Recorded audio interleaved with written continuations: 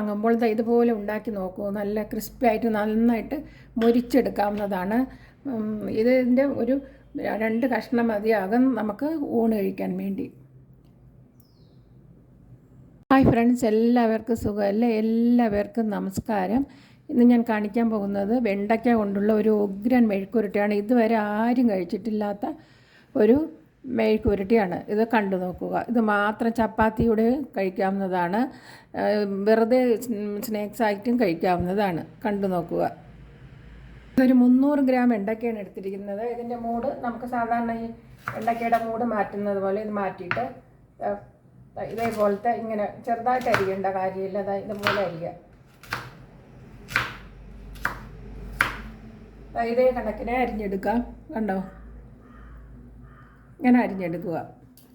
ഒരിക്കൽ ഉണ്ടാക്കി കഴിച്ചാൽ എപ്പോഴും ഇതേ ഉണ്ടാക്കാൻ പറ്റുള്ളൂ. നല്ല ഉണ്ടാക്കി കഴിച്ചു പോകും. അത്രയ്ക്ക് നല്ല ടേസ്റ്റാണ്. മാത്രമല്ല കുറച്ച് വെണ്ടയ്ക്കാണെങ്കിൽ എല്ലാ പേർക്കും കഴിക്കാവുന്ന രീതിയിൽ തികയുകയും ചെയ്യും.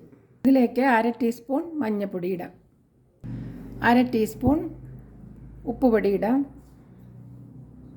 1 ടീസ്പൂൺ മുളക് പൊടി. സാധാരണ മുളക് പൊടിയാണ്. കാശ്മീരി ചില്ലി പൗഡറോ എരിവിനനുസരിച്ച് ഇട്ട് കൊടുക്കാവുന്നതാണ്.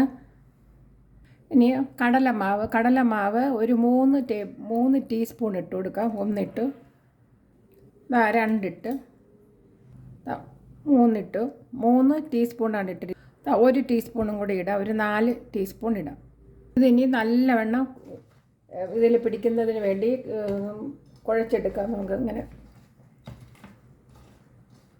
ഇതാകുമ്പോൾ കുറച്ച് വെണ്ടയ്ക്ക കൊണ്ട് നേരത്തെ പറഞ്ഞത് മാതിരി വീട്ടിലെല്ലാവർക്കും കഴിക്കാവുന്നതാണ്. ശകലം വെണ്ടയ്ക്ക ഉണ്ടായാലും ഒരു 4-5 കഷ്ണം മതിയാകും. നമുക്ക് ഒരുപാട് ചോറൊക്കെ കഴിക്കാനും. പിന്നെ കുഞ്ഞുങ്ങൾക്കൊക്കെ വെണ്ടയ്ക്ക കൊടുക്കുന്നത് നല്ലതാണ്. അവർക്ക് വെണ്ടയ്ക്ക ഇതുപോലെ കൊടുക്കുകയാണെങ്കിൽ ഇടയ്ക്കൊക്കെ ചായ വൈകുന്നേരമൊക്കെ സ്നാക്സ് ആയിട്ടും കൊടുക്കാവുന്നതാണ്.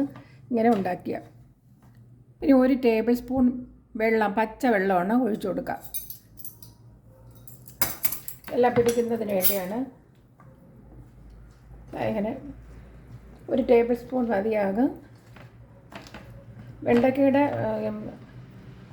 അളവിനനുസരിച്ച് വെള്ളം ഒഴിച്ചു കൊടുക്കുക. ഒരുപാട് വെള്ളം ഒഴിച്ചു കൊടുക്കരുത്. ഇങ്ങനെ കഴിക്കാം, എല്ലാം പിടിക്കുന്നതിന് വേണ്ടി.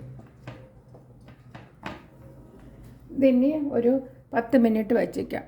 10 മിനിറ്റ് കഴിഞ്ഞിട്ടുണ്ട്. അപ്പോൾ നമുക്ക് മാവ് 1 ടേബിൾ സ്പൂൺ കൂടി ഇട്ട് കൊടുക്കാവുന്നതാണ്, കടലമാവ്. എന്നിട്ട് ഇത് കൂടി നല്ലവണ്ണം പിടിക്കുന്നതിന് വേണ്ടി ഒന്ന് അങ്ങനെ ആക്കി കൊടുക്കാം. ഉണ്ടോ, നേരത്തെ ഉള്ള ഈർപ്പത്തിൻ്റെ നനവ് കൊണ്ട് അത് പെട്ടെന്ന് ഈ മാവ് അതിലോട്ട് പിടിക്കുന്നതാണ്. കണ്ടോ, ഇതിൽ മാവ് പിടിക്കുന്നതാണ്. ഇനി ഒരു പാത്രം അടുപ്പയിൽ വെച്ച് ചൂടാകുമ്പോഴേക്കും നമുക്ക് ഏത് ഓയിലാണ്, ഇത് ഞാൻ വെളിച്ചെണ്ണയാണ് എടുത്തിരിക്കുന്നത്, ഏത് ഓയിലാണോ യൂസ് ചെയ്യുന്നത് അത് ഉപയോഗിക്കാവുന്നതാണ്. എണ്ണ നല്ലവണ്ണം ചൂടായിട്ടുണ്ട്. അപ്പോൾ നമുക്ക് ഇട്ട് കൊടുക്കാവുന്നതാണ്. ആ നല്ല മണം തന്നെ വന്നിട്ടുണ്ട്.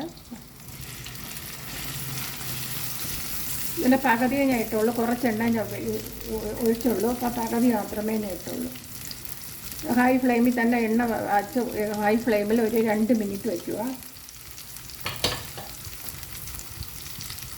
2 മിനിറ്റ് ഹൈ ഫ്ലെയിമിലായതിനു ശേഷം നമുക്ക് ഫ്ലെയിം കുറച്ച് കൊടുക്കാം. മീഡിയം ഫ്ലെയിമിലോട്ട് വയ്ക്കാം. ഇളക്കൊന്നും ചെയ്യരുത്. ഇപ്പം ഇട്ട് കഴിഞ്ഞാൽ അങ്ങനെ ഇത് അടിവശം മൂത്തതിന് ശേഷം മാത്രമേ മറിച്ചിടാവൂ. ആ മീഡിയം ഫ്ലെയിമിൽ ഒരു 3 മിനിറ്റ് ആയിട്ടുണ്ട്. അപ്പോൾ നമുക്ക് മറിച്ചിട്ട് കൊടുക്കാം.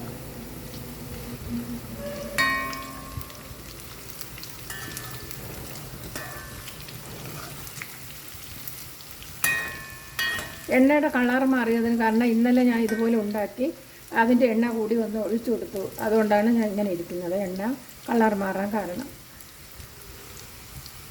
ആ മറിച്ചിട്ട് 1 മിനിറ്റ് കഴിഞ്ഞപ്പോഴേക്കും അത് മൂത്തിട്ടുണ്ട്. നമുക്കിനി ഇത് കോരിയിടുക. കണ്ടോ, ഇത് ഈ രീതിയിൽ കോരി എടുക്കാവുന്നതാണ്. ഇങ്ങനെ എടുക്കാവുന്നതാണ്.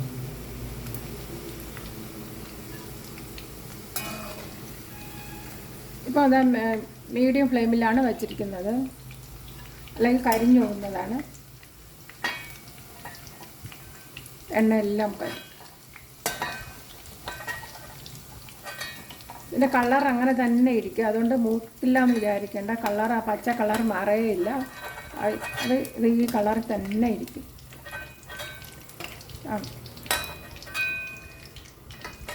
ഇനി ബാക്കിയുള്ളത് ഇട്ട് കൊടുക്കാവുന്നതാണ് ഈ എണ്ണയിൽ.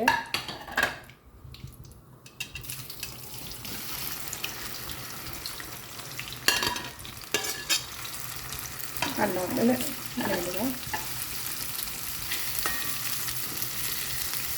ഇത്ര എണ്ണ മതിയാകും. ഇതിൽ കിടന്ന് വെന്തോളും.